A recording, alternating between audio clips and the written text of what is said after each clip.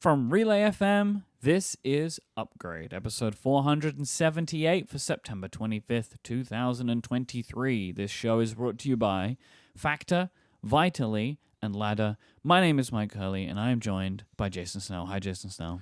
Mike, I'm joining you from across the table. High five! Yay! We are currently situated inside of the Pod Cabin, which is Stephen Hackett's studio. We would like to extend our thanks to Stephen Hackett for providing his studio for Upgrade to be recorded today. He left. Like he didn't want to disturb the whatever magic of whatever this is.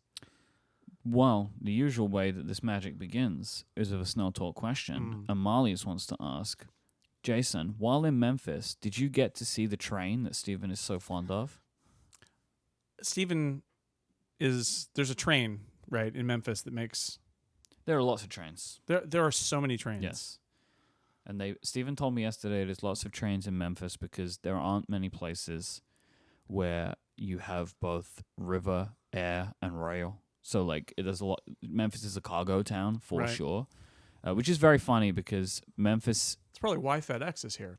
Well... Right? Or is FedEx the reason it's such a cargo town? I think FedEx is the reason. I bet it's both. I bet it's the geography it's leading to FedEx, leading to everything else. My favorite and least favorite thing about Memphis is the airport. Mm-hmm. It's my least favorite because it's so hard for me to get here, as exhibited by last week's Upgrade Plus, which, by the way, go to getupgradeplus.com. And you can listen to last week's Upgrade Plus, where I told a 20-minute story of my trip through Miami and why we were delayed a day and how we slept in the airport and stuff like that. So, Memphis is called Memphis International Airport. Mm-hmm. There are no international flights, commercial flights. They probably fly to like the Bahamas. Nope. Maybe there used to be flights. Oh, okay. Mexico? But there aren't anymore. Well, now it's FedEx. Right. Oh, yeah, FedEx. FedEx fly international. And if you may see this actually because you have a very early flight, I think. I do. If you get to Memphis Airport early, you see the FedEx planes coming in and out, and you've never seen planes fly so close to each other. It is unbelievable. Oh, like I was there once very early in the morning, and you would see like one plane land. And then another land, and then another land, because it's just like so timed. But anyway, so there's a lot of cargo here. Apparently, that's why there's a train here. But did you get to see the train? I don't know. We're staying actually at a hotel that is right in the old train station, so right on train tracks and everything like that. But I've not heard a train. Huh? And there's an active train station. Yeah, I mean, I don't think it's that active. I think there's an Amtrak that runs from Chicago to New Orleans. It's as active as any American train line is active, which is not that much comparatively. Very. In that it hasn't been mothballed. It's active, yeah. It still exists. It's functional. Do people get it? I don't know. Anyway, so I guess that's a no. If you would like to send in a Snell Talk question of your own, please go to upgradefeedback.com where you can do so. Yes. So we are here in Memphis because we are 36 hours or so after the podcastathon for St. Jude. Yes, the length of 3 other podcastathons away. Where Stephen and I have done this. This is the 5th year. This year we were very excited to invite our first in-studio guests. We had you and Kathy Campbell come join us. We hosted a 12-hour extravaganza, of which will be posted to the Relay FM YouTube channel once we can work out exactly how to do that. It's a very long file. It's complicated.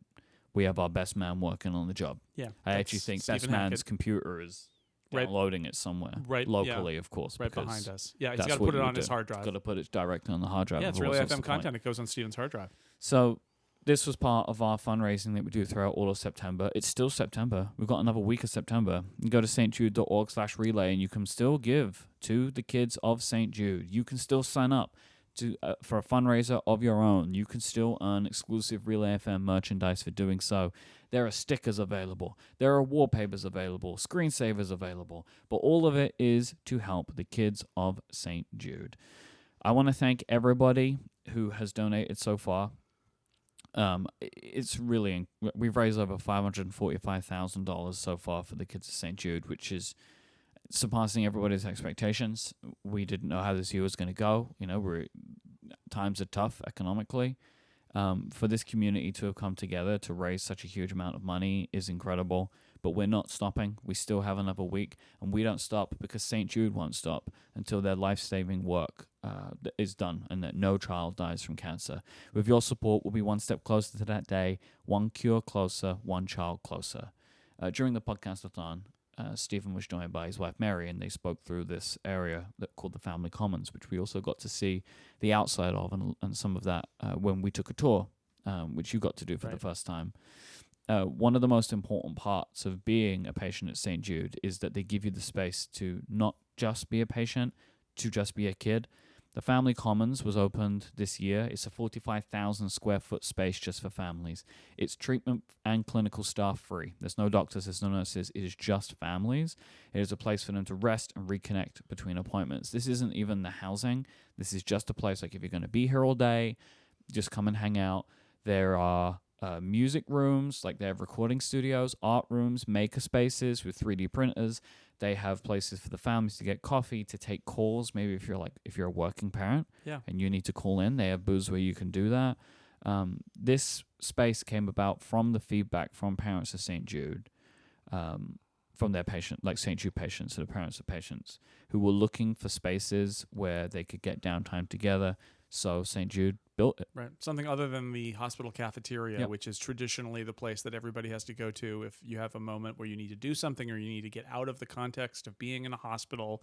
I've lived through that too. When they said this is an alternative to the cafeteria, I thought to myself, oh, I understand exactly what you're saying because I've spent way too much time in hospital cafeterias. And they're fine. They feed you and stuff. Some of them are lovely. They're lovely people. It doesn't let you escape that you're in the hospital, though. Exactly. Whereas this is a refuge. In fact, you said we got to see it from the outside. That's because we're not patient families. We weren't allowed in. Patient families only, not tour groups, not doctors, just the people who are doing who are at St. Jude for other reasons, to give them a place that is not medical. In the 10 years that I've been coming here, I've been to St. Jude a lot, and over time, the tour groups have less and less access to the hospital, which I think is actually a really good thing. We used to be able to go into the hospital, and they would show you some. You wouldn't go to where they were treating people, but you'd be going inside and seeing some of the rooms and some of the waiting areas and stuff. They've stopped doing all of that now because they're just continuing their focus on this is for the kids and it's for the families. Right. That's it. That's it. So I think St. Jude is an incredible place with incredible energy, full of incredible people, but it needs support. And so while we are so incredibly grateful for the support of our community over the last 5 years, and this year, there's still always more money to be raised. Please go to stjude.org/relay. You can donate. You can find out more about fundraising. You can go and learn more there, because St. Jude won't stop until no child dies from cancer. With your support, we'll be one step closer to that day, one cure closer, one child closer, this month and every month. Let's cure childhood cancer together. We had I was going to say we had a fun time. We did have a fun time. We had many times. Yeah. There were many. 12 hours is a lot of times. We had a good time. We did. It was hard, but it was really good. Yeah. I never thought, I had a moment where I thought, oh God, I never have pictured being in a place where I am forced to spin a wheel and play games because we are an hour and a half from the end and all that. But it was so fun, but it was also bizarre, right? It's just bizarre because you're playing games and you're on the internet and people are commenting on you and it was an unreal experience, but I was there with my pals and we had a great time. Easily the best one. Just without a shadow of a doubt, it was the best podcastathon. It was the most fun. We had the best content. All of the planning worked out. It paid off. The work paid off. We did things we'd never done before, and just from a planning perspective, we did 2 days of rehearsals this time, which was better. In the past, we'd done 1 day of rehearsal, which is not enough. We did actual rehearsals, which was good. We rehearsed things and tweaked things. Yeah, we figured out some stuff on the day before, for sure. I think it came together to make it just a fantastic show. You're never sure. I was 12 hours that are going to be lulls, and I think that 12 hours is watchable start to finish, and you'll have a good time the whole way through. Yeah. So once it's on our YouTube channel, I recommend, if you haven't seen it, just go and watch it. It's a really good time. You're going to enjoy yourself. We played lots of great games, and there were moments of just we're all losing it. Yeah, it's great. there. I was gonna say there are 2 or 3 moments, and I knew they would happen, but you never know when. 2 or 3 moments when we just kind of all completely lost it, and those are magical moments too. There's a moment in there where we're playing the game where we have to read each other's lips, and so we're over enunciating, and you said some stuff that was just. Kathy said some stuff too. Yeah, that we I all very much said enjoyed. some stuff. Yeah, it was bizarre. It was hilarious. There's just some great moments. I'd say like this is always like a good time to hang out in the Discord because there's now lots of Discord memes, which is good. Zach Knox in the chat room says Ratatouille. Ratatouille. You won't know it until you see it. Ratatouille. Oh my Everybody God. knows. Yep. Yeah, it was like I think this is School coming bus. across now. I feel like I realized this as I started. My energy is low today. Like it was, you know. We're recovering still. For Yeah, sure. and I don't know why, but like I always struggle with these things. Like it hits me really, really hard. Like I had a couple of moments. You know, like I have back problems, and they're better now than they've ever been. But like there were a couple of points, and I was just like, oh God, Yeah, like I couldn't move. Yeah, At one point, we it was could really it got rough. There were a couple moments where you excused yourself, and yeah. Well, most of those, it was interesting. I had to keep leaving to use the bathroom. Nobody else did that. And I find that very strange. Like, I would sometimes be like, I don't know, in halfway through a thing, like, I need to leave the set now. I noticed that. I made a point of going to the bathroom literally every time I exited the studio. Me too. I was drinking an incredible amount of coffee. Okay, though. that must be it. Like, I had that big blue, like, Yeti kind of thing. yeah. That was constantly being refilled. Oh right, they at one point they brought in a Starbucks order from you, and it was 2 venti iced coffees. Which was that I had 3 venti iced lattes, so I didn't need I made a joke about 12 Red Bulls, 1 every hour. I think that was a joke, something I said on Connected a couple of weeks ago. But no, I was just going the whole time, and it kept me going. Sure. But yeah, I just had like a couple of moments. So I didn't hurt myself, which was good. I was worried that could happen because that happens. But I was just like feeling a breakdown after it was like hour 6 and then hour like 12. Right. So You just took some the Advil ibuprofen and I was yeah. good to go. Yeah. But yeah, there was a moment where I was like, I need to go sit down for a little So we bit. got a little hangover Yes. going on from all of Felt that. very hungover yesterday. Yeah. We went to a baseball game, which was good fun. We did. And now we're back. We're back. This is it's a Sunday. We're recording upgrade. on Sunday, by the way. Yes. This won't come out on Sunday, but we're recording Right. on Sunday. Just so Right. you know. So if So anything that's happens the- in the next 24 hours, don't blame us. Don't blame us. No. stjude.org/relay. I have some of your favorite follow-up, which is Follow-up. more GM follow-up. Oh I know boy! you love- How will General Motors Corporation make me angry Every today? time I see a story about GM, I think about you. Thank you. So GM have hired more ex-members of Apple's services team for its in-car entertainment division. Oh, good. This comes from Zach Hall at 9to5Mac. Friend of the show. David Richardson, GM's new vice president of software and services. Prior to being hired by GM, Richardson worked at Apple for nearly 12 years. His last role at Apple was director of engineering for Apple's cloud infrastructure. And also Baris Cetinok, who previously worked at Apple for 9 years until 2021. During his time at Apple, Cetinok worked as a senior director over product management and marketing for iCloud, Apple Pay, and other digital services. They join Myke Abbott, who left Apple for GM a few months ago to head up the whole project. So he's clearly bringing his lieutenants, it would Yes. seem. Yeah. This is fascinating, right? Because as weird as it is to think of Apple as a hardware, software, and services company, so the argument here is, well, it's not unreasonable. GM is a company that also sells products like Apple does, and they want to get into services. On a pure business standpoint, Makes sense. I get it. Yep.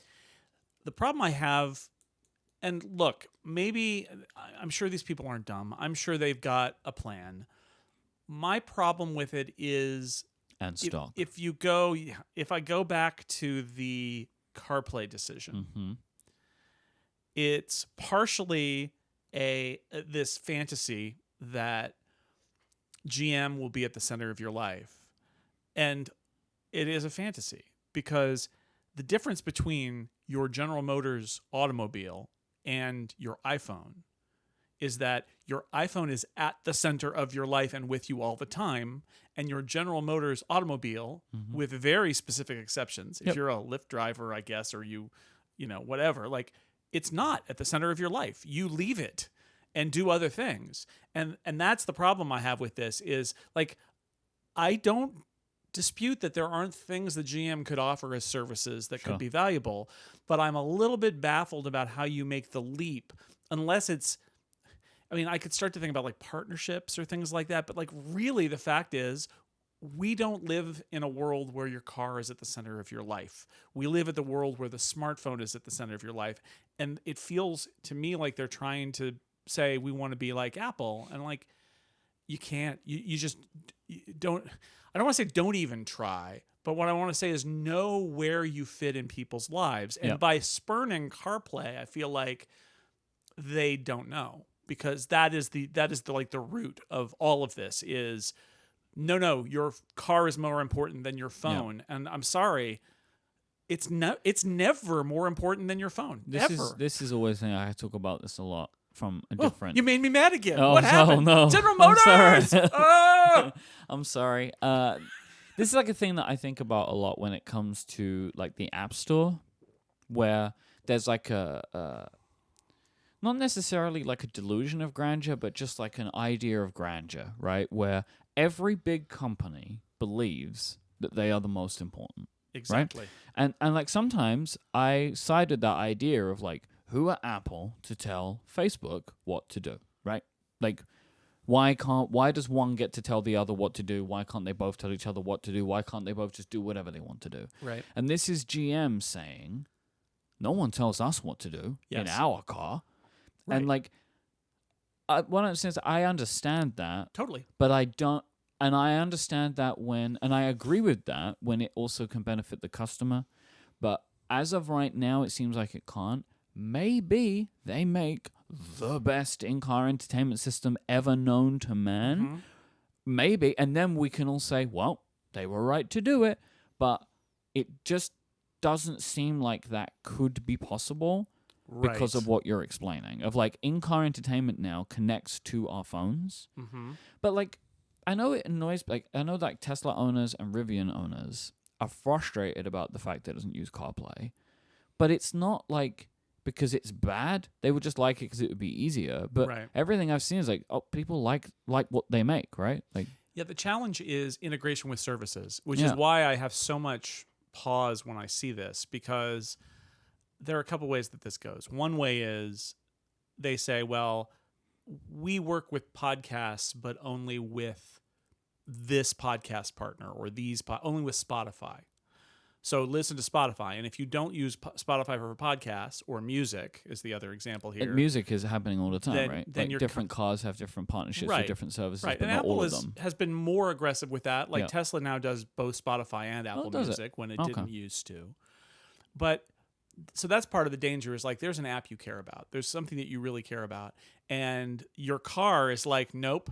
and it's your car saying, for you to use me, you need to change how you live your life everywhere, because you need to change the services that are on your phone. Do the manual Bluetooth connection, drain your phone battery, like which it's is not great. Which is not as good. We've moved past that now. Right. So that's part of it that concerns me. And the other way that this could go that concerns me a little bit is, do they have the fantasy that like, well, but what we're going to do is we're going to start our own music service, you see. And then what you'll do is you just won't subscribe to Spotify or Apple Music anymore. You'll take your GM music with you when you leave your car, which as we know is the center of your life, and use the GM music app on your phone to listen to music. I'm grooving with GM now, everybody. Grooving music. Yeah. Yeah, Groovin' Music, GM. That's GM. And then you could get like Good Media, which would be the television app. Yeah, You know? We just keep doing that down there. The thing that surprises me about this, I think, is like all these people are leaving Apple. So there is a vision, right? Somebody has a vision, because all these people are leaving Apple to go to GM. And it's not like I'm saying Apple's the best company ever, but like if this is the work that you do, if you care about this work, you're doing really big, important, interesting work at Apple. Maybe they want a smaller team. Maybe they want, I don't know, but it's just very intriguing to me that not just one person left. Now this one person is able to, I'm assuming, entice other people that they have worked with to come over to GM. I mean, maybe they want to build something new. Yeah. I mean, maybe it's interesting. Maybe they're it's getting cool. paid more. Maybe they're working in a place with a lower cost of living. Maybe they just want to build something new, and that this is an exciting idea to reformulate what Because that's the a big thing, future of the right? car That, is. like, Yeah. I'm assuming these people are leaving California and going to Michigan to do this, right? You I would assume so. I mean, they might have a They might have a California office. California office. I don't Which know. again, like, that's the thing. Like, if GM had set up like a place in California to do this, I'd be like, right? Because that would just be an interesting choice of like they're serious, But who knows? We're gonna keep following this as it goes on. Your favorite GM entertainment system? Yeah, we have to come up with whatever we're going to be. Well, I guess this is Upshift. Yeah, I guess this is Upshift. We just backed into it, huh? I've just changed. Beep beep. Upshift. I've just changed. If you saw in your podcast player that this was always Upshift. We've retroactive. We went back in time. We retroactively changed it to the Upshift chapter. Yeah. So I would love, and this will probably happen at some point. I really would love to know what GM legitimately thinks about the future of services on their cars. Because the other thing I want to say here is that it's not all about CarPlay. Like, I feel pretty strongly that if this is really a great strategy, they should welcome CarPlay. They should just allow CarPlay, because what they will say is you won't need it, you won't want it. Our stuff is going to be better. But what it feels like they're doing is trapping you. Yeah. And I don't like that. And I don't know if it would like this at the bank, but I have been in and around enough big corporations to know that sometimes big corporations behave as if the thing that they're doing is rational, because culturally or because of the leader in charge, even if individual employees know it's not, this is what the company is going to do. Yeah. And I just get a big whiff of that from GM here, is that this is a big swing that they've said they're going to do. And all of us are sort of down here going, wait a second, do you really think? And I think you get that tunnel vision sometimes too. When you're literally driving a GM car through a tunnel, it's all about you, and it's not all about you. If you are a car manufacturer in 2023, you are looking down the barrel of all cars are the same, right? You've got electric, changes the way a car feels. Right. And it's it much makes more of a cars commodity. feel much more alike. Then you've got in-car entertainment systems that are all by Apple or Google. Removes the personality of the car. Like, you can't differentiate your car. And I know there are so many more things, but these are two things that historically were different. And like, it's interesting to me that Ford has gone so far into CarPlay, because Ford, I feel like, were the first in like trying to really, like with that Ford Sync thing, really trying to differentiate themselves. Maybe they learned their lesson. I think they did, because I think they started so early that I think they realized people don't like that kind of stuff. But that's what I feel like. I could imagine some longtime car executives being like, no, we must plant our flags and say why we are different, and so we cannot lose the in-car, because they think that that's not as important, where they know there's nothing they can do about electric. Right, I get the strategy. I just think that it comes from a place that's sort of delusional. One. It's not a good one, because they've already lost it. Yeah, they're not the center of people's world. You have to find new ways to differentiate. Right, best product is the one that does the best at integrating with the rest of your life digitally, and has the best in-car experience. And the things that should matter is the comfort of the car, the way that it looks. Right, like these are the things that should matter. The what you get for your money. Mm-hmm. And like, this is where companies like, I think, Hyundai are having a great time right now, and Kia, because they're making good-looking electric cars that are decent priced with a lot of stuff inside, and it's shooting them up because they're realizing, well, that's how we'll differentiate. But I don't know. This is no car podcast. What do we know? It's a hard thing. Yeah, I'm sure Sam Abu El-Samid will write in. Or just like a bunch of listeners. And Stephen Casey, they're all just like, what are they doing over here? Yeah, but I think that is the conundrum, and it's the idea that you now have a mobile device that's at the center of everybody's lives, and it's not the car, it is the phone, and that any service that they could try to monetize that isn't based on very specific in-car data is something that the phone's going to do better. Mm-hmm. So how do you differentiate? And two ways are build a wall or differentiate on the places where you can and leave the rest of it alone. I think with electric cars, as an owner of electric cars, I think that you can control some things about your electric car driving experience and your charging and your battery state and all of that. I think that would be where I'd be the most afraid. Is I would be afraid of letting Apple and Google control that whole part of the interface too, right? Yep. And say, where's my next charger, and am I going to start preparing my car for the charging and all of those sort of things. The real-time driving is a place where they can differentiate. There are a lot of other places they can differentiate, but I think the world is full of businesses who tried to fight against the inevitable shift toward their thing not being as exclusive as it was, and I don't think any of them won. No. I'm sure we'll be coming back to this now in future episodes for a little bit. For sure. This episode is brought to you by Factor. With the busy fall season already fully in swing, you're going to be looking for some wholesome, convenient meals for your jam-packed days. Factor is America's #1 ready-to-eat meal kit, and it can help you fuel up fast with chef-prepared, dietitian-approved, ready-to-eat meals delivered straight to your door. You're going to be saving time, eating well, and staying on track with your healthy lifestyle, all because of Factor. With Factor, you can skip the extra trip to the grocery store. Their fresh, never frozen meals are ready in just 2 minutes, and you have more than 34 flavor-packed options to choose from every week. So it's not just like the food is being delivered to you, it's being delivered to you in a state that is basically ready, right, Jason? Like you just throw it in the microwave in some instances. Yeah, I mean, you can heat it up in an oven if you want to, or you can just microwave it for 3 minutes and it's ready. Yeah, which is fantastic. That's convenient and high quality. I know you've spoken on the show before about like the ingredient quality is good, like, and it's better than the kind of stuff that you would find in its class. Exactly right. Anytime something comes in a box to my house, I'm a little like, okay, is this going to be any good? And all the ingredients were very high quality. That was the thing that really jumped out at me.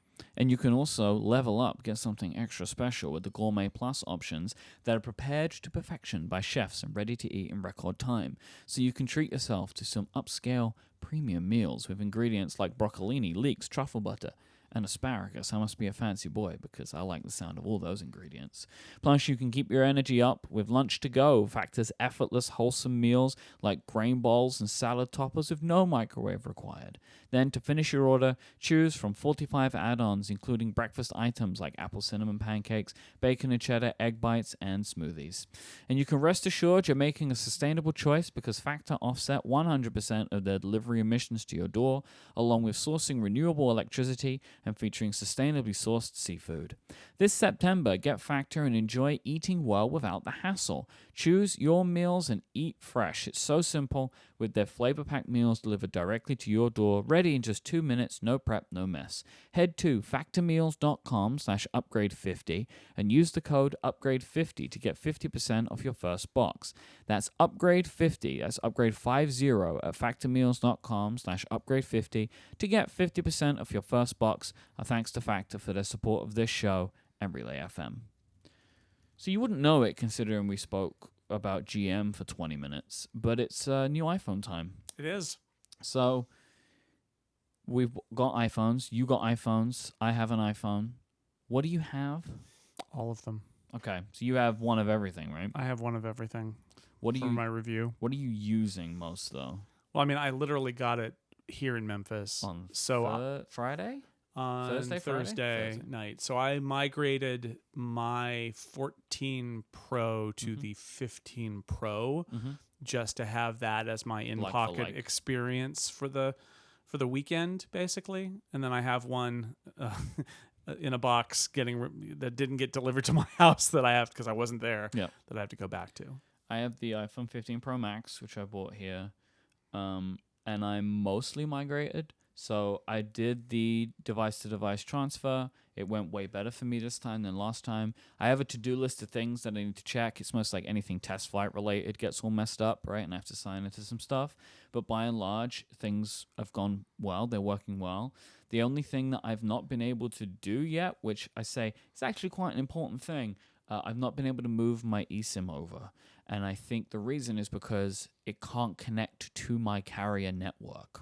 Right? Because I'm here, my carrier is in the United Kingdom, and so when it's doing the activating part, like it's like connecting to your network, and I'm like, oh, you're not going to be able to do that because I'm roaming.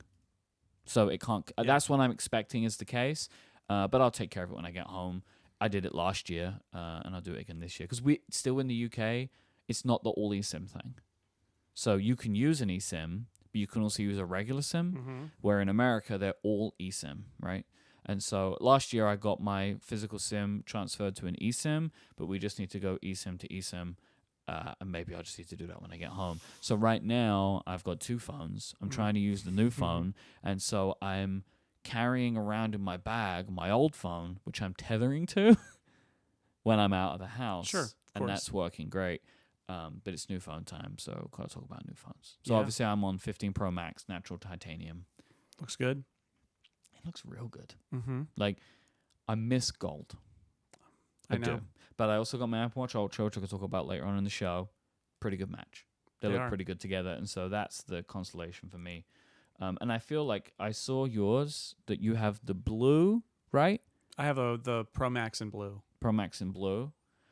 And I can see a bit more of the like brushed look on the natural than on the blue. Yeah. I do still wish there was a little bit more of that visibly That in texture. it. Yeah, I just think I don't need to feel it, but I would like to see a bit more of it. But it's still there, and I think it's a good match. And I actually do quite like the finish on the back. I think the gray is different, and I like that.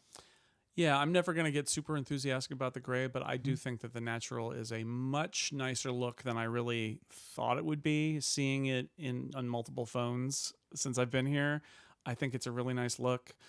For the record, the blue titanium is, I would say, not as close a match to the Midnight MacBook Air as I thought it was. It's just not quite right. Okay. It's a little lighter, actually, maybe a little bluer. It's actually a color closer to what I wish the Midnight MacBook Air was, but it's not. Okay. And then I think the black is just going to be like straight up, it's that same color, but without the blue highlight. It's fine. Yeah. And I've always leaned toward the darker phone anyway. I kind of like the dark phone, but I will say that the natural titanium frame and the gray back and that the glass it's gonna be the most color, popular. it's really, really nice. It's an interesting look. It is, yeah. We got the blue Pro. She just doesn't want a black, gray, or white phone. So she always, whatever the color is, just give me the color. She'll just go for that. So she has a blue, and they're actually not too. She has a blue 13, and like she put them. They're not massively different to each other. So for her, it's great. She just puts a case on anyway. And I know that for a lot of people, this is like a moot point, but I don't put a case on my phone. I don't put a case on my phone either. I want it to have a look. So it feels really great in the hand. It is so much lighter. Yep. We got to see, you guys took your phones out of the boxes, and I got to hand you a Pro Max even before that, and you did the same reaction I did, which is say, oh. It's light. It's light. It's light. I don't really know what I was expecting exactly, but it is a big difference. The Pro Max especially. You pick it up, and I've been using both of them as I've been doing the transfers, and like just handling one after another. It is a significant difference. Like I do feel like for people on the fence, this could be the crossover year for a lot of people, because I think if you go to an Apple store and pick one up, you'll be really surprised. And of course, you're still dealing with the physical size, but it's easier to handle. Although even the physical size is a little bit smaller than it was. I know. I could notice that. It's noticeable. I got an admission to make for you, which is, hear it. Me, Mini Phone Club, and I've been using a 14 Pro.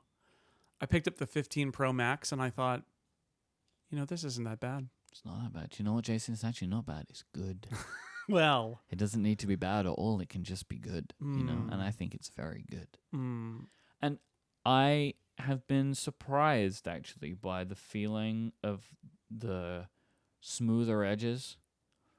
It does feel different, and I would say without looking too different, because I like the look. I like the boxy look, and I feel like they've done a good job there of still kind of retaining the design.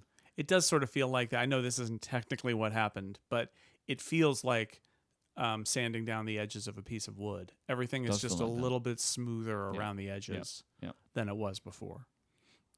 One of the big reasons that people are interested about the Pro Max especially is the camera. What do you think of the camera system in this phone? I took some pictures. I posted some on Mastodon. I posted my first actually on Mastodon, out the hotel window down Yep. to the street. And like, first off, I should say the camera system on these phones is very impressive. Yep. The 3X on the Pro is very impressive. The image stabilization is very impressive. The 5X, though, like, it's a lot. And there is a gap between 2X and 5X where you're sort of digitally zooming into the 2X instead. But if you want to go for distance, like, a thing I do from time to time is try to zoom in on something and take a picture, Yep. and then zoom in on that in the Photos app so I can read like what that thing is that's far away. Like I did this at the baseball game last night where I got up to the counter and they were serving the person in front of me, and there was a refrigerator in the back of the bar that had these cans partially turned away of beer, and I was like, what beers do they have? That was and good. I zoomed in Yeah. and took a picture and zoomed in and literally was able to read the cans to figure out what beer I wanted. I got the peanut and banana porter that's made in honor of Elvis. You got me a Shiner Bock. And I did get you a Shiner Bock. Well, I got a Shiner Appreciate it. Bock for the group, and But I took it. You took it, so it was for you retroactively. Mm-hmm. So, so that part of the 5X is also kind of mind blowing because I was so far away from some stuff, and you could like read the stuff in the window, and, like, really just very impressive. Yep. If you're trying to do telephoto photography. Like, I haven't had as much experience with it yet, with the system of my own. I've just been kind of playing around with it. The thing that I am most shocked by is the image clarity at the 5X. It, to me, looks as good as the 1X. Like, the sharpness of the image, the color, the overall clarity of the image is great. I didn't necessarily think it wouldn't be, but I didn't expect it to be if I think about like the introduction of the other lens types that Apple's done before. The ultra-wide was never as good as the main. The telephoto was never good as the main. And they leveled up over time to make a more like stable and steady look across all of the lenses. And I think for first out of the gate with the Tetra Prism telephoto lens, I think that they appear to me at least to have done a very good job with admittedly like 6 photos that I've taken. Like, this is a much longer period of time thing. And there's other stuff that I'm intrigued to see. One I'm hoping for is something I don't think will happen, which will be that the macro lens turns on less, but I just think that the gate is like the barn door is open on that one. The horse is bolted. Like, if I want the 48 megapixel lens, the focal distance is not going to be the same. I'm intrigued to play around with the focal length change stuff a bit more. Like, I've pressed the button and watched it change from 24 to 28 to 35, but I don't really fully understand yet what I will get out of that, but I Right. want to learn. I think the way, and I asked Apple about this, I think the way it works is essentially between 1X and 2X. Those stops are to give you the equivalent focal length. Yeah. But what they've really built in is not, because what I asked them is there anything special about those stops? And my impression is there isn't. That Apple's, what do they call it? Photonic engine, the pipeline, the image pipeline between 1X and 2X, which is so between taking all 48 megapixels as the source or zooming into the middle 24 megapixels of the source, or 12 megapixels of the source. Anyway, on that 48 megapixel sensor, they are at every stop along the way processing with what they said, which is they're grabbing the 48 and they're grabbing the bin and they're doing a bunch of processing and they're putting it together and they're outputting a 24 megapixel image.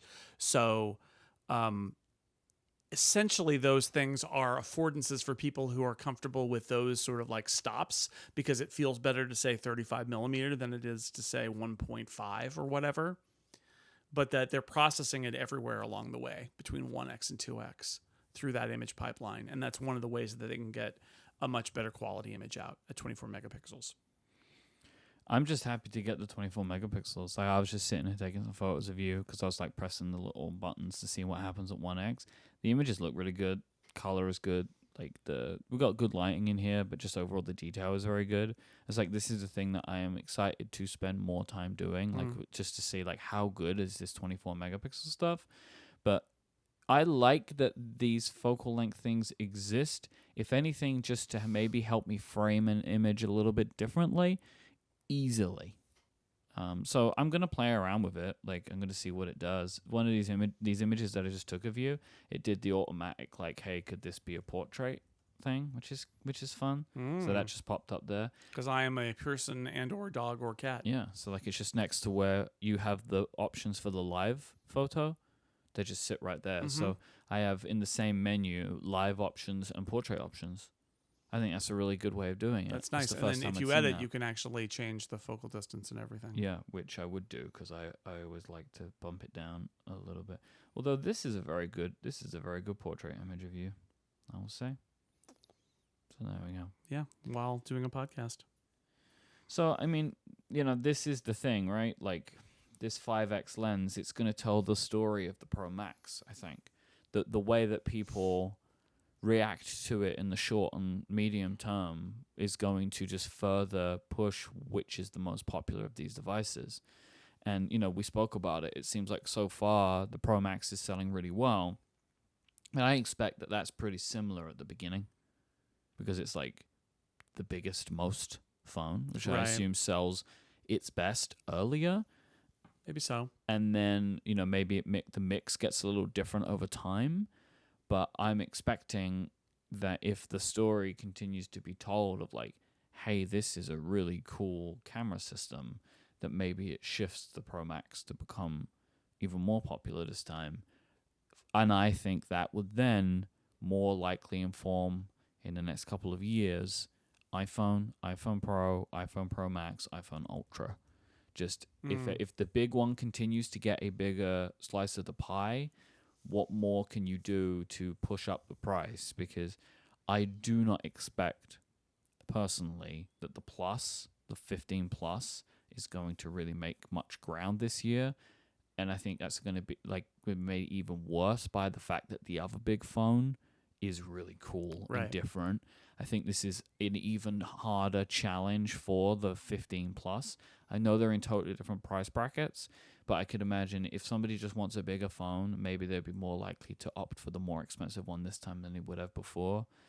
And you have the Plus. You actually have the Plus in pink, which I think is a good color. You have the yellow in the 15, which is nothing. It is no color. It is white. But the pink, I actually think they did a good job on the pink. I like the pink. But it just strikes me, and it's the same as when I went to the store and I saw the Plus there. It's just like, that is a weird, ugly duckling phone to me, in a way. Well, I do wonder if Apple is looking at its sales figures and there are certain markets where that phone does well, right? I mean, maybe, but they tried the Mini twice and then took it away. Like, I think that whenever they make these decisions, I don't think that they reverse them after a year. So. No, it would be, the question is, what are the sales figures from last year? Right. You're right. The existence of that phone this year, I think, means nothing. Because the Mini, we knew when the 14 Mini came out, 13 Mini came out, that it was gone already. That was going to be the end because of the sales figures for the 12 Mini. So 14 Plus has sort of told the tale about the fate of the Plus phone, but I wonder if it exists, because you're right, it does seem weird, but I do wonder if there are markets where that are more inclined for a big phone and are more price sensitive, where the Plus makes sense.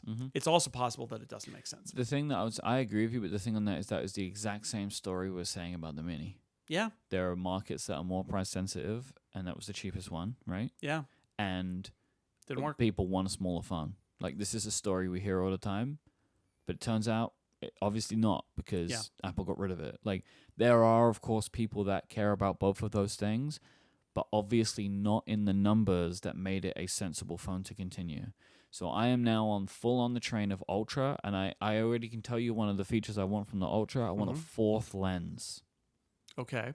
So, like, my hope would be that with, the next time they can update this tetraprism, maybe they can get it to 6, 7, 8 times, and then put like a 3-time telephoto in there. I'll while we're inventing a product for Please. Apple that they probably already invented 2 I years hope ago. so. New camera bump that is a terrace that goes across the phone. Like the Pixel. Yes. Yeah. Which not only would fit potentially your fourth lens, but spreads the lenses out so that you can place 2 good lenses on either side so that you can get better stereo separation for stereo So make capture. even better, like next generation Vision Pro images and photos, right? Maybe.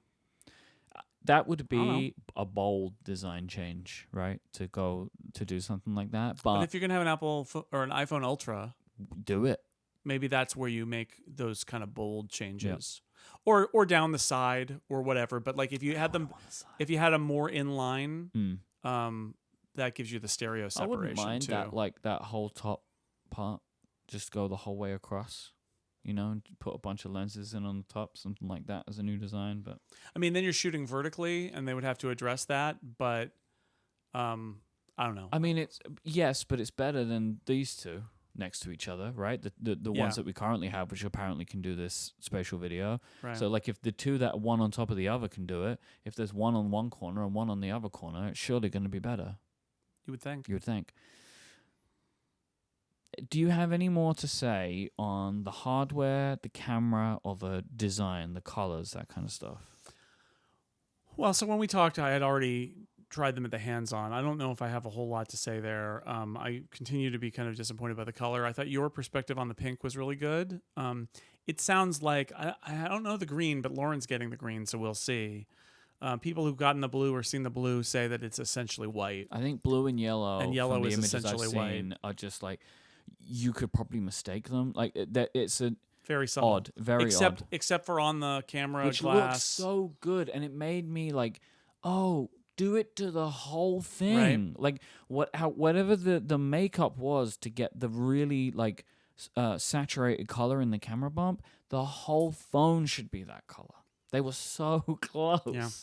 Maybe they just need to double the thickness of the glass. Yeah, that'll solve it. That'll solve it. That'll solve it. That's the So I appreciate that, solution. especially since, as some people know, it is a subtle pink, and I can't see that. So that didn't help me any. So thank you for that. The pink one of the things off people of that say list. is that the colors don't matter because you put them in a case. I get it. And the camera bump is the part with the best color, Yeah. and that's the part you can see. You can see. I mean, onto cases though. Let's talk about fine woven. I would say that the Dawn has been blowing up over fine woven. Yeah. If you're on the Dawn. The socials. Now, this is really interesting to me to chart the way this has gone, because the majority of hands-on time that I heard from people at Apple Park was saying, feels nice, seems interesting, or like didn't really have a massive opinion on it. And then as time has gone on, more people are getting it, and I think the more people are using it in their lives, it's starting to tell a different story. And I was very dubious the whole time of what Apple were going to do and then what they showed off, because we spoke about it, like a lot of leather replacements can be bad for the environment in their own ways because they're rubbers or plastics, which can be hard to make. And it felt like Apple was leaning into more the environmental part than the animal rights part of leather, because they actually didn't mention that at all. Right, because they could say, well, we're improving things. We decided we don't want to use animals in our products anymore, and so we're going away from and cows are very bad for the environment, so we're going to go away from that and replace it with vegan leather. And then they know that they're going to get truth detected immediately, and it's going to be like, aha, but that's plastic, and you're ruining the environment. So they're like, forget over it. Forget they were it. just like, we're doing this because it's better for the environment. And maybe the way that they make the fine woven cases is just like manufacturally better for the environment, or whatever. But when I first felt one, so Stephen had one, and I tried it out last week. To me, it felt like paper. Like, and I've experienced papers, like high-end luxury papers, that feel like the fine woven texture. And I think just over the last week, like, people are turning against it. Like it does not feel like a $60 case. That's the thing that bugs me. Agree with you. I was holding it because it's on a couple of my review phones and moving my finger along the back of it, and it's just got this. It's fuzzy and it's got this voo voo voo kind of texture on it as you go, Yeah. and like I see what they're going for. It's not my preferred choice. I would like to know what it's made of, because I think they should have gone with fabric, like an actual fabric, which fine woven in the name you would assume is, but I think it's some kind of recycled material, Right. which is being turned into a thread, Yes. and woven together. Mm-hmm. But like Stephen has one of those Peak Design cases, and they have a fabric that almost feels like their backpack fabric, and that just feels nicer. There's a little padding to it. It makes it soft to hold, and it's nice. But like the fine woven is like, no, we're gonna make an iPhone case like we currently make them, but out of this different material, and like the edge of it feels cheap to me. Yeah. Like it feels like they press it in a certain way, maybe apply heat or something to make this kind of like, again, it feels like a kind of rubbery plastic feel. Mm-hmm. But the edges then there's not like a nice connection, I feel like, on the sides. Is it a bad case? I don't know. I think it is a bad replacement for the most expensive case. I recommend to everybody that wants an Apple case. I used silicone cases forever. I like the silicone case. I think it's good. The colors are good. Like the colors are actually good in the silicone cases. That would be my recommendation.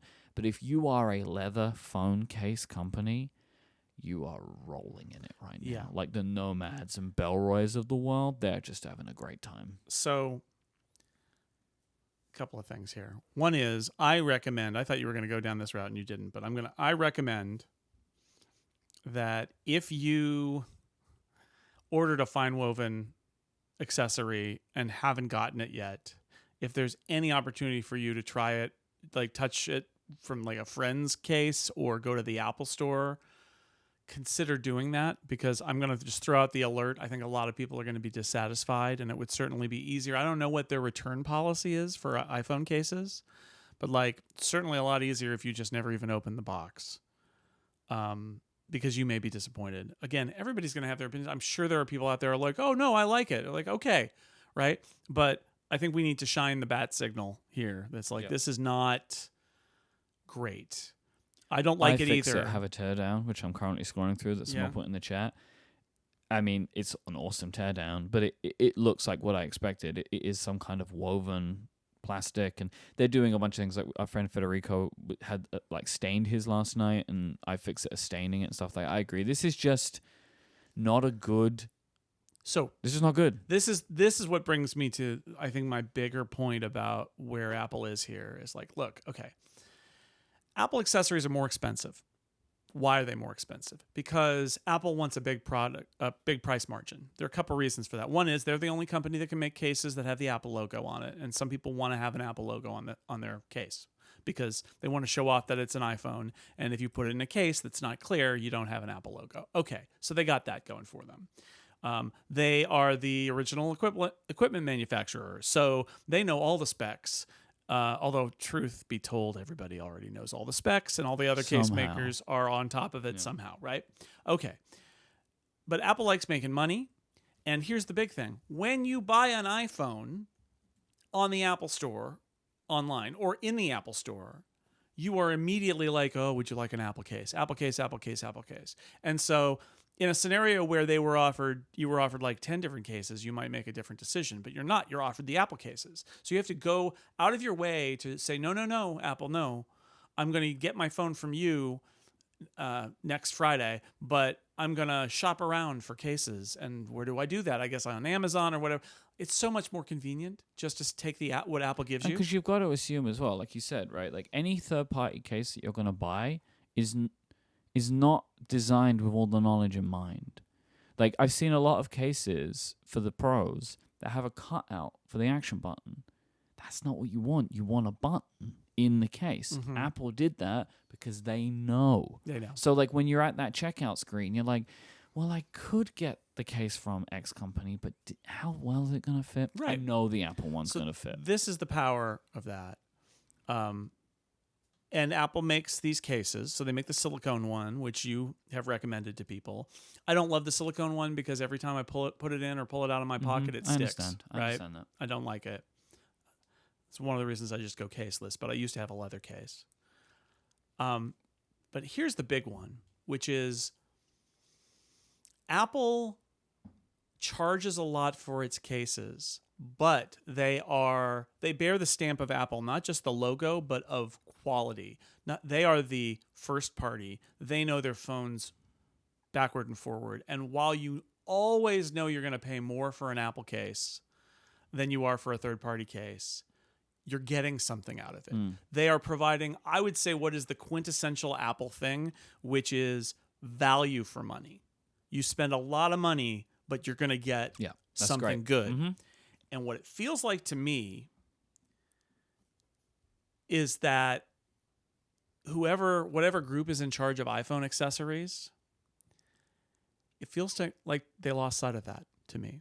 It feels like this is a case designed to fit in a price point when they had been told, due to environmental reasons, you can't have leather anymore. Well, I say it's to fit in a price point and a carbon bracket, which I'm not saying is a bad thing. It is a good thing, but it is a new constraint of like, you got to make a case that costs this much to make so we can sell it for this much, but it's also got to be environmentally friendly in these ways. And I think that's the problem. Yeah. I think the problem is, what else could they have done? They could have made a different material that doesn't fit the slot of the leather case, is different but good, and at a different price point.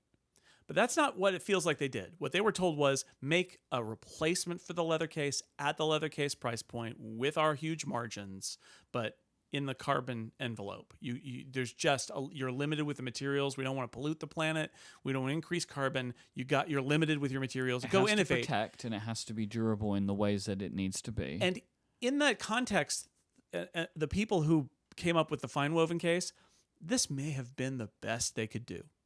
Right? I'm not saying they botched it. This might actually be the best within those constraints they could do. Yeah. But it feels to me, from the outside looking in, that what has happened is that Apple forgot about value for money, and they only remembered money. And so they've created a case that costs what a high-end good, because the Apple leather case is good. There are other options, and you may not like details about it, but the Apple leather cases were always good. And they seem to have made a product where they're like, well, the price is really what it's about. And it's like, for the customer, that's not it. So that's why I think that this is a colossal disaster in the making, is that they lost the plot about why they get to charge what they charge for cases. Like, I was thinking, like, how much time do I want to dedicate in my podcasting life right now to talking about iPhone cases, right? Because it's like, I can understand the idea of like, it's are we like perpetuating Casegate here? Is that what this is? But in talking about the colors of the phones, I am brought to the realization that an iPhone case is part of the product. It is for basically everyone, except weirdos like me and me who don't. Right? And like, but the the vast majority of people putting their phone in a case, and this is one of the two that Apple say for all of the new phones. And so like it is an important story for these reasons. And I also think, now, please listen to me here, all right? Okay. I am not making any judgment about this, but I think this is going to be an interesting harbinger, might be the word I'm looking for what carbon neutral product design could be like. That we may have, over the next 10 years, some odd spots that will get worked out. Sure. But that this, like, because I have one of the new Apple Watch bands that's made from the recycled materials. It looks fantastic. Looks great. But it's stiffer. That's not a problem, but I noticed it was different. And it may loosen up over time, and it may, right? But it stuck out to me as like, oh, this is firmer than I'm used to. So a point about that, which is, I don't know if you remember back in the day, but a while ago, so now Apple and everybody else has jumped on the braided cable bandwagon, and they're really nice. but there was the moment where Apple was getting, I don't know if it was BPA, Apple was getting some very bad chemicals out of their plastics.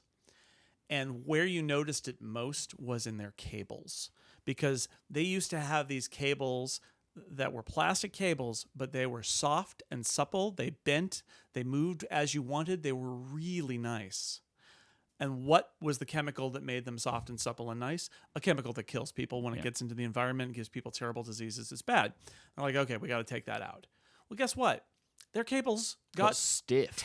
Stiff and bad, and they broke. Yeah. They broke open. They were less reliable and less pleasant to use.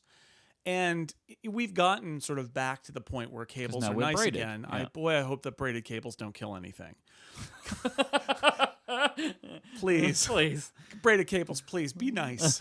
Don't murder. Please don't cancel the braided cable. No. So that is a thing we went through, right? Where there was an environmental issue and the product got worse. And I think you're right to bring this up. But like as Apple goes toward its 2030 pledge, I wonder if part of that's going to be Apple getting up on stage and saying, they won't say it, but the net result will be, yeah, we know this isn't as good. There's just going to be it's better for the world. Some rough spots. And I genuinely believe they have the people, skill, talent, resources, money, and time to iron these things out, and we end up in a better place. But that there might be a dip for a while until we get back on the trajectory of products feeling good. Because this is just a reality of being more sustainable in product design. There are different trade-offs, and you have to work and find, like, again, like I'm a big part of my life now is paper product manufacturing, right? As well as just paying attention to pens and paper for years. Yeah. And as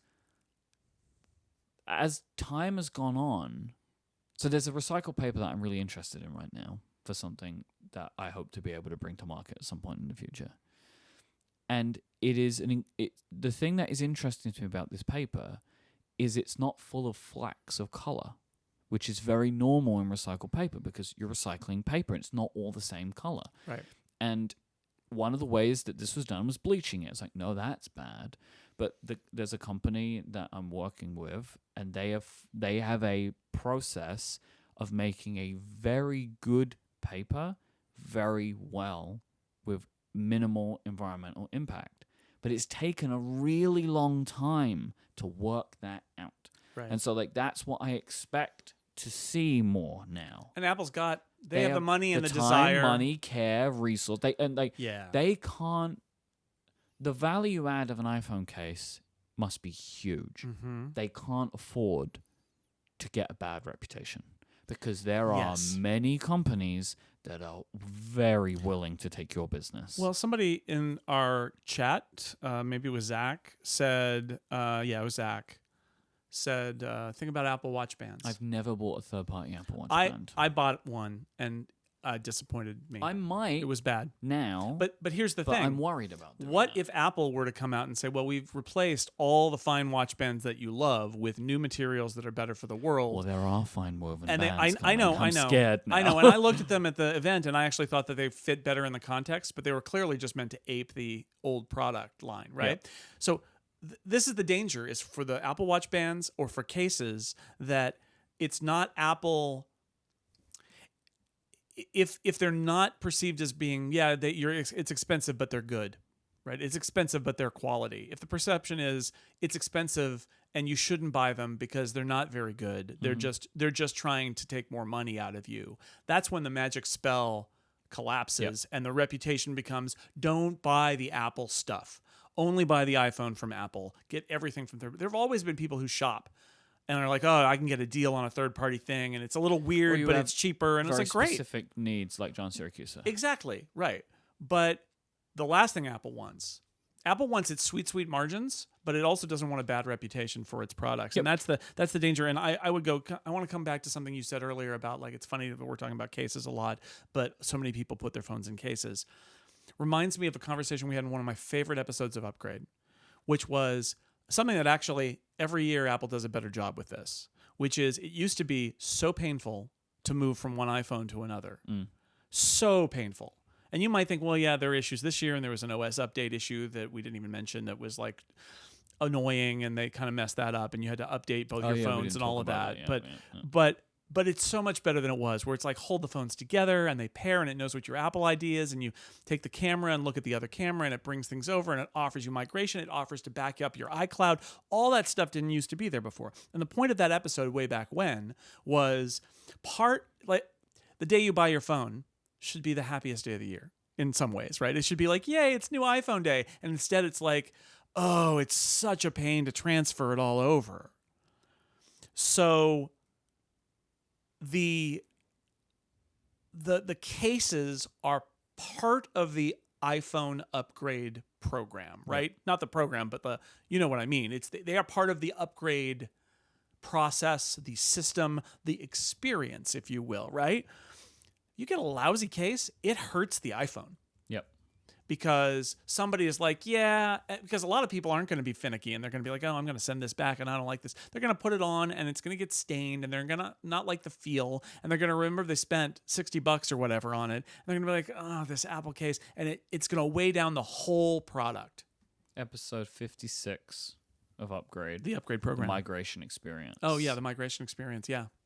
Also good. Yep. Yeah. Just as well on that as well. Like Steven just posted this. We saw him taking the pictures while he was helping us set up. It's true. He on his fine woven case, the USB-C cutout is not centered. He put pictures of it on right. 512. It's not just the port on the phone. It's literally the cutout is off. The cutout is off center. The quality of the which cutout is just like, is that the worst thing? No, but it just.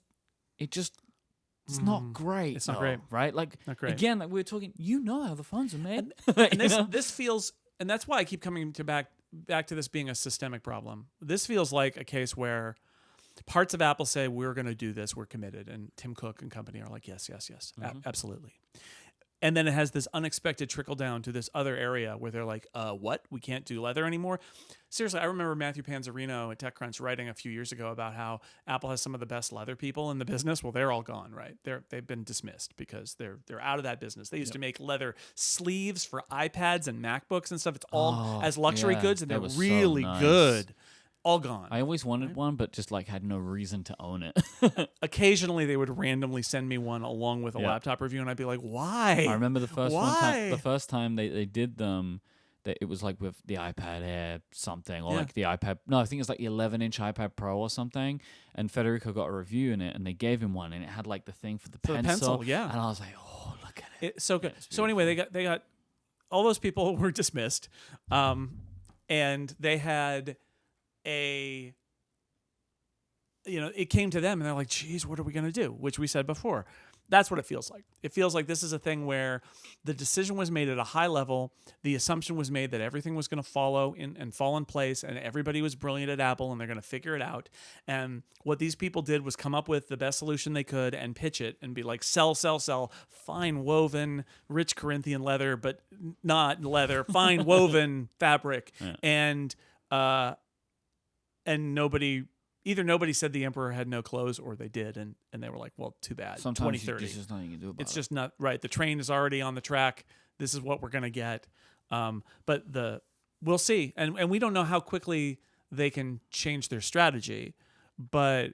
And maybe the general public just doesn't care, but I am skeptical of that because we can always argue, oh, you tech nerds obsess about this stuff. And it's like, I don't know. I think regular people really care about their iPhones, and I think they really care about their iPhone cases. Mm-hmm. And if their iPhone case is crappy, doesn't feel right, gets stained, gets scratched, and doesn't turn into a beautiful thing. Leather scratches. Like, but I'm leather, seeing people talking leather about scratches scratching. and then is beautiful, right? All right. No, I agree with that. I mean, if fine woven scratches and ends up with a beautiful patina, fine.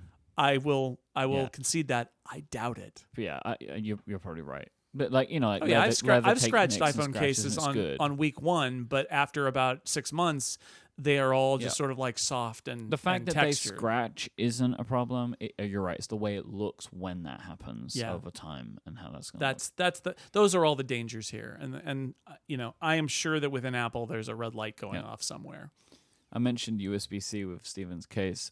It felt so weird to plug a USB-C cable into my phone when I did it the first time. This just feels too big and it's weird and odd. All our mental processes for how we do this Yep. stuff. You don't think about it, and then you can actually feel your brain like deprogramming. Yeah, because As the you do it? cables are just thicker, right? Like the connector of a USB-C, right? So it's just like the feeling of plugging, like the cable I was holding when I plugged it just felt strange. It's different. I had a so I brought my other phone because I travel with it because I got I got my review units here in Memphis, and I had a moment where I looked on the floor today in the hotel room and I was like, oh, there's one cable down on the floor. What is that? Lightning. I was Don't like, want oh, that. it's the moment. It's the moment where I look at a lightning cable and go, oh, it's useless to me. I mean, it won't be useless at home because I still have some lightning stuff. AirPods. But yeah, oh yeah, and I did charge my AirPods the other day, but still, I had that moment of like, oh, you're old now. You're the past. I don't want you. You're anymore. fading into irrelevance now. That little cable down there on the floor. What have you got on your action button? I had put Do Not Disturb on there, and I realized I'm never going to use that. Okay. Right now, I have camera, which I know everybody's like, oh, but you could swipe. It's like, I always try to swipe, and I swipe the wrong direction. I try to tap and hold on the camera button, and it doesn't work for me. So right now, I've got camera. I think in the long run, I'll probably have shortcuts. I just tried because I know if you have the camera on the action button, you can then use the action button to take photos. Yeah, so you leave your finger there. But you can't do that if you don't have camera. Yeah, it's only when it's camera But on you the can action use. button. I mean, I know you can use the volume buttons and that. Yeah. But it is nice. I do like that idea of like press it and then you just like you're just taking photos. Yeah, because the idea there is you build up muscle memory where you take your Yeah. phone out and you press and hold and it launches the camera and then you go click, click, click, click, click, and it's all just I might give that a camera-oriented. go. At the moment, I have a shortcut there. This was Federico's idea to add an item to Todoist. Mm-hmm. Because he said it's like what's great about the Mac is you can just with a keyboard shortcut bring up an entry bar for any to-do app that you want. You can't do that on the iPhone. You can do it with a shortcut, but the idea of it being a physical key is interesting. So I've set that up. I'm going to see how that feels. Yeah. And I've put, we're going to talk about Ultra in a minute. I put Do Not Disturb on that action button because that made sense to me of like if I'm getting a bunch of notifications, I just squeeze the watch and they'll go away on all my devices for an hour or whatever, which I think is what I'm going to set it to do. But the action button is interesting. I don't like that I have the little mute icon. Icon in the bar, yeah, I don't Why like that is either. that there? I don't need it there. I agree. I don't need it there. Yeah, because it's right next to the clock. It's there all the time I don't now. like it. I didn't need that before. Why do Right. I need it now? Mm-hmm. That I don't like. I like that they put it in control center like we wanted them to. Yeah. But I don't need the persistent reminder. To me, I need a reminder if my phone isn't muted. Right? Because that is then the odd thing. I don't need that there. Real time always. follow up. You can hide that icon. Oh. Says Annaline in the chat. Thank you. I will, I guess, dig through settings. Yeah, I was gonna say there's so much going on up in the status bar now that you I kind of just want wouldn't settings think to that control I it. could. It's in sound and haptics. Show Show in in status status bar. Oh, the Discord saves. Yay! Discord gives and Discord saves. Thank you, Discord. Well, I'm using my phone to record this podcast right Mm-hmm. now, so I'll set it later. Set it and forget it. Okay, good to know. This episode is brought to you by Vitally. Customer success teams are facing a problem. How do they connect customer data back to their work? Vitally changes that. It's a new kind of customer success platform, an all-in-one collaborative workspace that combines your customer data with all of the capabilities you expect from today's project management and work platforms. Because it's designed for today's customer success team, that's why Vitally operates with unparalleled efficiency, improves net revenue retention, and delivers best-in-class customer experiences. It's the solution to help your customer success teams keep a better pulse on your customers, which maximizes productivity, visibility, and collaboration. You can boost your bottom line by driving more revenue per customer with Vitally. And if you take a qualified demo of Vitally, you get a free pair of AirPods Pro. So if you're a customer success decision maker, actively seeking customer CS solutions, working at a B2B software as a service company with 50 to 1,000 employees, and you're willing to explore changing customer success platforms, if you already have one in place, schedule your call by visiting vitally.io/upgrade and get that free pair of AirPods Pro. That is Vitally, vitally.io/upgrade to get a free pair of AirPods Pro when you schedule a qualified meeting. Our thanks to Vitally for their support of this show and all of Relay FM. Did you get any review watches? I did. Okay. Which? I got the Series 9 Okay. standard Okay. in... I don't even know. I haven't taken it out of the box yet. Okay. Because I was really concerned about how I think I want to set that up attached to one of the other phones so that I can just walk around with it, but have it not be, or maybe it'll be my day watch, night watch. I don't know. I'm just a little concerned there because I use the cellular functions, and it means I probably have to attach. I think it is cellular, but I have to attach it to my. If I want to use it with cellular, I have to attach it to my AT&T account and pay a setup fee, and That's I'm the not whole sure I thing. want to do that. For what? Right. Because I mean, what? To use it and Precision review finding, it, but there isn't like the major feature, I guess, of any interest is the double tap. which isn't Maybe out your yet. watch has it. I don't know because I don't think so. I think was it, Marquez Brownlee got a watch sent to him, With double tap that turned had on? it. Interesting. and so he was able to use it for his Well, review. I'll have to find out. At it had home. like a pre-release version of 10.1 or something on it. Okay. Yeah, so I'm not taking it out of the box. I'm not buying one, but I'll check it out. Apple Watch growth is slow. I mean, Yep. the new processor, so it should be much more responsive and all of that. And I'm sure that apps will come out that will take advantage of it. On the Pro, there's a game that I play a lot, which I love, by the way. I recommend it's an Apple Arcade. It is kind of like a match 3 game. It's really good. It's like kind of like threes, and it's a great game. It is called Finity, Finity. Okay. So it's like Period. Xfinity without the X. Sure. And it's an Apple Arcade game. I've been playing it a lot recently. It opens so much faster. The animation looked broken when the app opened. Like, there's like this little animation, but it went super fast. And then the game was ready. Like, it's the game company's like little stinger. But it went like 3 times the speed as normal. I was like, oh, okay. There's something going on in here. But yeah, I got an Apple Watch Ultra 2. Yes, let's talk about it. Upgrading from a Series 7, which me and that Series 7, gold, stainless steel, loved it, but the battery life, killing me. I was charging my watch before I went to bed because I was sleep tracking, and then would charge it again in the morning, and I would get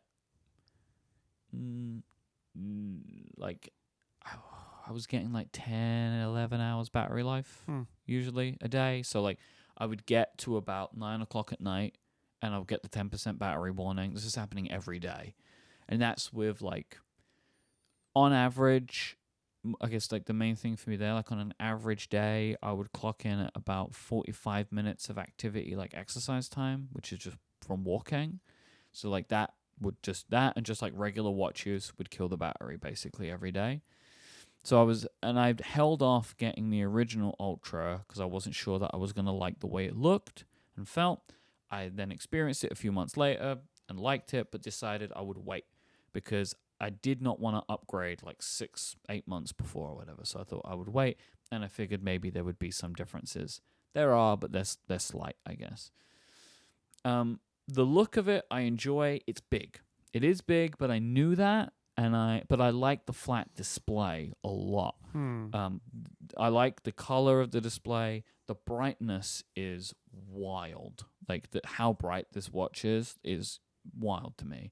And also like what compounds with that is like when it's off, it looks on, and I like that a lot. I never have liked the transition, and a lot of watch faces don't deal with the transition very well.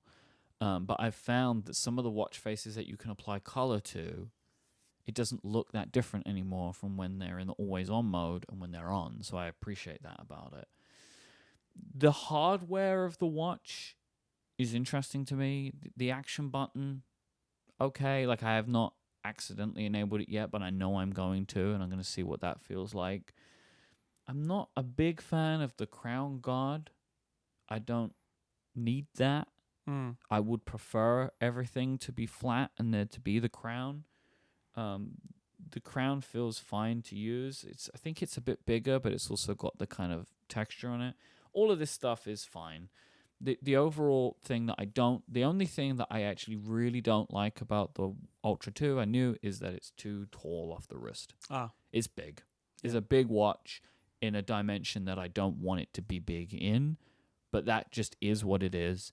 What I know about this watch that I didn't have so much about the Series 7 is I will wear regular watches more with being this watch owner than I was with a Series 7 owner. I feel like the Series 7 could kind of fade into the background a little bit when wearing nice clothes, but the Ultra 2, I don't think I will be as comfortable in. And I have a couple of watches you have that some I love, nice dress watches. and so I'll be able to wear those again. Where the reason I haven't is because I always want to get the activity information, right? But I feel like in some circumstances now I'll be more likely to swap out for a traditional watch than I would have otherwise. I mentioned it earlier, but my plan for the action button is a do not disturb, maybe on like an hour or something. And my thought there is if I'm getting a lot of notifications, I like the mental model of like just squeezing my watch, just putting it on mute, and for a they'll while. all go away for a bit. And I like that as an idea, because then also with the way that I run my devices, that will put every device on do not disturb for an hour because I have the focus modes will sync up. I had that happen when we were taking the tour at St. Jude on Thursday. And there was a flurry of texts that came in, and I think they were all on a group text with people who weren't there. And I think I actually put myself in do not disturb because it was not that they weren't perfectly important. In another context, they would have been fine, but it was very much a not now. Yeah. Like I'm not receiving notifications right now. So I mentioned earlier that I would get like 11 hours battery life in a day, right? So kind of around 9 hours would have been about 80% of the battery that I was using. I did in 9 hours yesterday, 30%. I'm sold. Like sleep track. I did not charge my watch this morning. The last time I charged my watch, I don't actually remember when it was now, but I have 61% battery. So this will last me all the way until tonight when I put my watch in charge, take a shower, and I'll be ready to go again. Like, I'm very excited about that. The thing I'm struggling with also is watch face choices. So I feel like a lot of the traditional round watch faces don't look right on the Ultra's larger screen. So I was using the Metropolitan one, and I feel like it just doesn't extend enough with the corner complications. I think it probably can't. It just won't work. So I'm trying out different ones. I figure, do I just lean into what the watch wants me to be and do one of the modular ones and just make it a computer watch and stop trying to make it look nice, which is what I've always tried to do. So I'm trying out the modular Ultra, which is very aggressive as a watch face. It has a central complication and 6 circle complications and a bar, like a ring that goes around the outside, which I set it to tick for seconds. So it's like a seconds ticking around. Like a second hand on a modular face. But you can set it, I think, as like depth and compass as well. So I'm trying this. I've also tried out the more regular modular one. I think it's called, just modular. I've tried that out. But what I've also thought about, and I'm going to play around with more, why not just make the best looking watch face I can? Because I don't need complications anymore, maybe? Because I have widgets. Right. So I'm thinking like I've always really liked the typograph watch face, where it's just like big numbers. You can put it in nice colors, and they can have different styles. And then all I need to do is just scroll up, and I have my widgets, which for me, funnily enough, my widgets and my complications, pretty much the same. Because the things that I want to know, it's pretty limited, right? It's like, what's my next appointment? What's my activity today? Am I running a timer? And what's the weather? That's basically all I want my watch to give me. Widgets give me that too. So I'm thinking that maybe I just try and make something that looks attractive and gives me the time, which is ultimately what I'm looking for when I look at the watch. And then maybe I get used to swiping up for more stuff. I'm not sure about that yet, but I'm going to play around with it. But the watch faces that I have usually gravitated towards, which are the round faces, they don't work for me anymore. I've also always really liked California, which looks great full screen too. So I might give that a go. Oh, that's really nice. I think that looks really nice, and I've tinted them orange as well because it matches with the action button. This is the other thing, is like I'm not sure how all my bands are going to work, so I bought 3 bands that have orange in them. So I bought the new Nike one, the blue one with the orange stuff, and these are great. Like Looks the great. design of these. I got the trail one, which is like cream and blue and orange, and then I got the orange ocean band as well. So that's kind of for me of like I'm replacing what I would typically wear, and then I'll see if I've always liked the magnetic link. I've not worn that with this yet, but there's a lot of orange on the watch, which I do like, but not always. Right. I would have maybe liked to have seen that not be the case. The orange on the crown is fine because it still has this. The LTE ones still have red, right? Mm-hmm. Yeah. But then the orange action button, I don't know. I will say it's not as orange as I thought it was, but it's still pretty orange. But in my mind, that it was a bright orange, but it's still that's the kind of Golden Gate metallic. Bridge. It's international orange. Is the Golden Gate Bridge international orange? Yes. Oh, because I thought it was more red. Well, international orange is a little more. Is red. a little more red? Next time I'm in San Francisco, I'm gonna put my watch next to the bridge. Yes, hold it up. See what happens. Okay. And it's got the screen guard, so I could ding it against the Golden Gate Bridge, and maybe it won't be a problem. So yeah, I'm very happy with this. I've got to change the way I use my Apple Watch, but that's fine too, because WatchOS 10 actually kind of feels to me like the perfect time for me to make this change, because it feels like apps are designed for it with the full screen. Yeah, really feels like that. And so I'm already changing the way I use my watch anyway, so why not go one step further and change a lot more about it? Makes sense. This episode is brought to you by Ladder. Let's be real. We all have a tendency to put some things off until the very last minute, whether that's going to your next appointment, to the DMV, arranging a dental checkup. I have a text from my dentist, which is like 3 months old at this point, or getting to that home improvement project that was on your list. You know these kinds of things I'm talking about. Most of the time, it's fine. You'll get to it. You'll take care of it. Not an issue. But the one thing in life that you cannot afford to wait on is setting up term coverage life insurance. You've probably seen life insurance commercials on TV and thought, yeah, I'll look into that later. But this really isn't something you should wait on. Choose life insurance through Ladder today.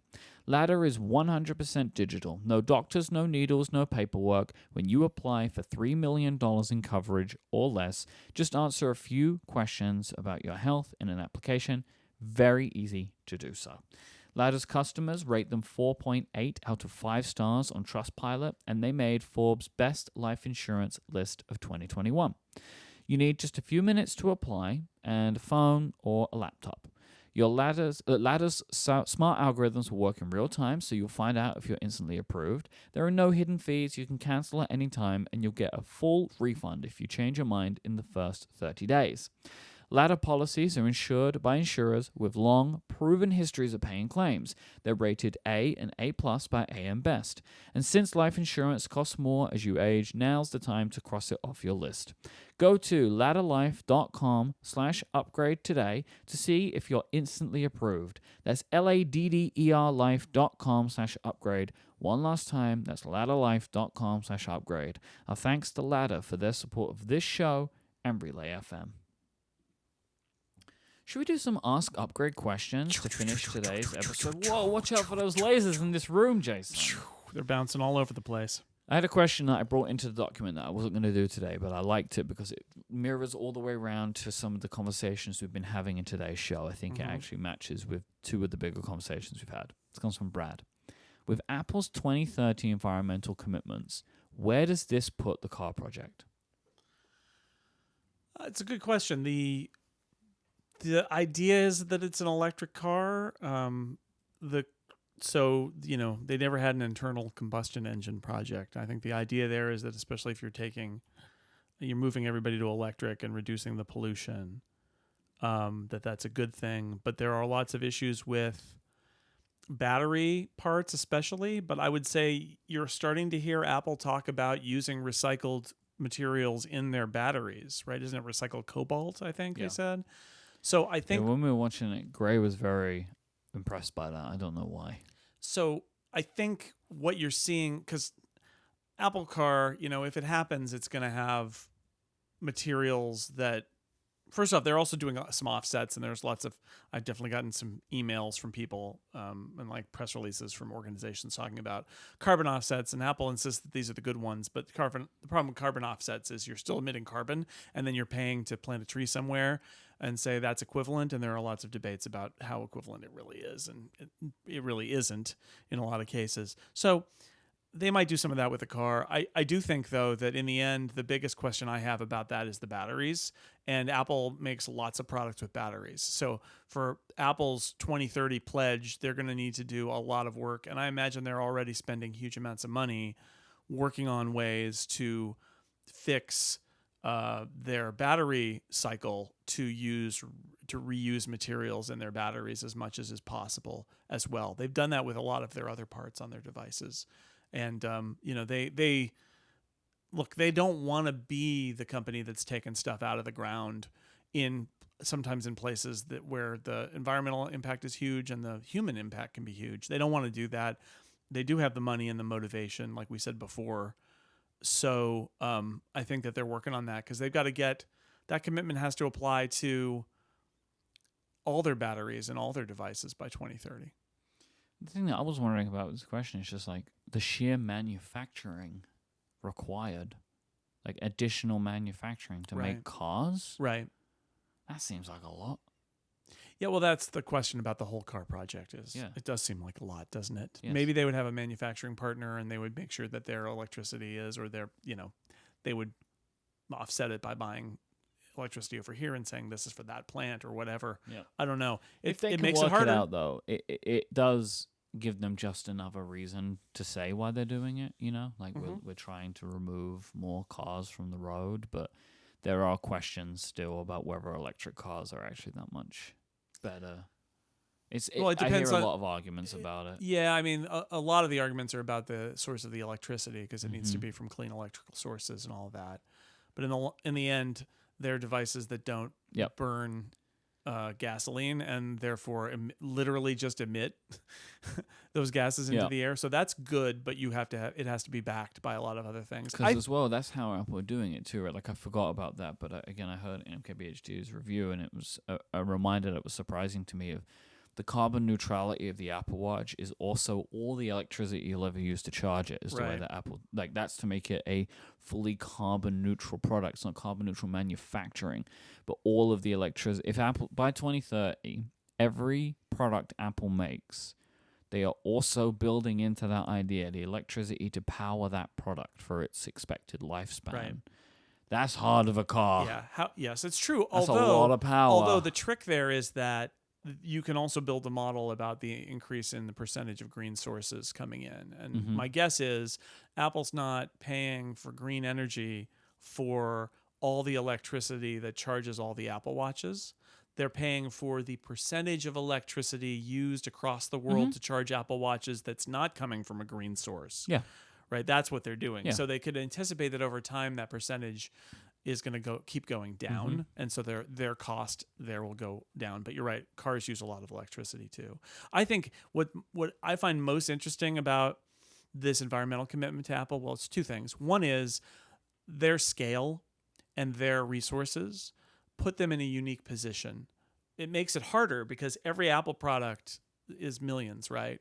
And so they can't source like a part for a phone unless they can have many millions of them.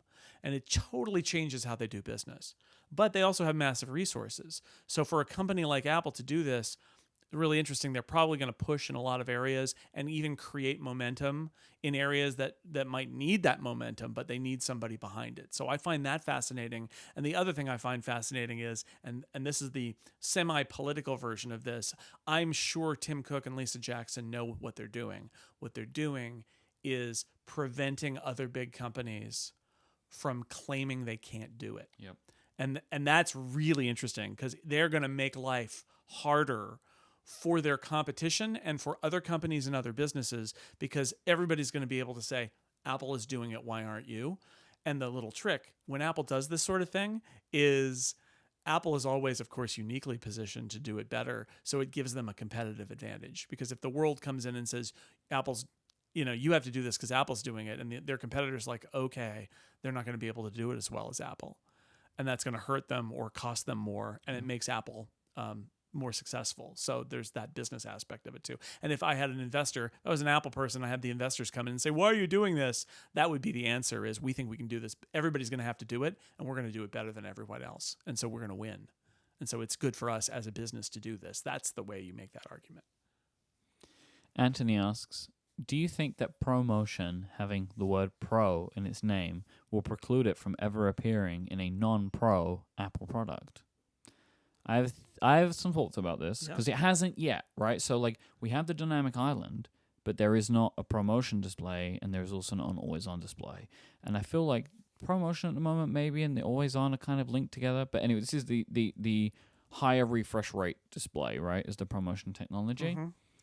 So my expectation for this is that at some point down the line, ProMotion is enhanced, either higher refresh rate or they add something else to that technology, which will then allow a version of ProMotion to be on a different display. Do they call it ProMotion? Maybe. I don't know. Like, maybe it gets a different name when it's a different refresh rate. I am surprised Apple have yet to go to 90 on the regular iPhones. Like, they are falling behind competition in that regard. If people care about it, I don't know, right? It's spoken a lot about in tech YouTube videos. I care about it, but that's one of the reasons I buy the Pro phone, is I like it to feel really smooth. But I think that that's probably what will happen, is that at some point, maybe the Pro phones go to 240 frames per second, and then they bring 90 or 120 to the regular phones. Yeah, I mean, my short answer here is Apple names will never preclude Apple from doing whatever it wants, right? There's no, we can't do this because if at the moment that Apple thinks that it makes sense for whatever reason for the non-Pro phones to have ProMotion, they will add it. So the question is just, and they'll say, oh, look, literally the iPhone 15 non-Pro on Apple's marketing pages, when they talk about the fact that it's got the processor from last year, they say that it was tested in pro environments, tested by the pros, and now available to you. That's how they pitch that. So like they can work around it. So I think the answer is going to be ProMotion held out of the non-pro phones is a thing that will happen until they have enough stuff in the pro phones and it's inconvenient enough to hold it out that this is the dynamic island argument. Other than the fact that Pro is in the name. The dynamic island argument is, oh, well, do you withhold the dynamic island from everywhere that isn't a Pro phone in order to sell Pro phones? And the answer was, well, no, we'd rather have that everywhere. I imagine that at some point, 60 frames will become a feature that they're like, no, this should have it. And maybe the answer is they go to 90 frames if people care. If people don't care, they'll go to 60 frames at some point, and they'll be like, nobody cares above this. And they'll say, and it's got ProMotion, yay. I think they are 60 currently. No, but not on the, or is it 60 and 120 that we have currently? Okay. So you've got your high frame rate and your low frame rate. They'll bring it down if they want to, and if it's convenient for them. And maybe they'll bring it down because they've got a higher frame rate. But maybe nobody cares about the higher frame rate. And maybe ProMotion is good enough for everybody, in which case they'll just put it in there. They don't care. And Bo asks, what configurations are each of your 2022 MacBook Airs along with the color? They're next to each other. This is beautiful. Touching. They're touching just a little bit. We're both on our MacBook Airs. We both have the same color. Yeah, they're both 13-inch Midnight M2. You got more GPU power than me. I got the 10-core GPU. I don't remember why I did it. I just did it. I think it was... For me, I wanted 24 gigabytes of RAM and 1 terabyte storage. I might have ended up with like some kind of package and added one thing. You know what I mean? Right, that might be. Well, this is the story of this: is we have seemingly identical laptops, but you spent a lot more money on yours than I did on mine. I have a 10-core GPU, or you have a 10-core GPU, 24 gigs of RAM, and the terabyte storage. I have 8, 16, and 512. Yeah. So I don't have the base model, but I have much closer to the base model than you do. I'm trying to see now, because I'm expecting that there was some kind of like limit of some kind. Yeah, that you were in the buying thing, and you had to go to the higher level and then configure that one. So you actually, it doesn't look like. No, that's the 8-core, 10-core. Oh, they only do 8 and 10 now. Yeah. Huh, okay. Like they only do 8-core CPU, 10-core GPU in the M2. Oh, they don't do the 8-core GPU? Oh, I found it. It's under a different button. Why does it say new? I don't know. This is very confusing to me. Oh, I was looking at the 15-inch. Oh. That would be why. I was looking at the 15-inch. So let me look. If I do the 8-core GPU, because they only do 8 and 10 in the... In the 13-inch. Yeah, it turns out it didn't make any difference. I just went with 10-core GPU for whatever reason. You I need went with more G's. more G's in my PUs. Mm-hmm. I do a lot on this machine, so I just was like, oh, I'll bump it up and go the extra.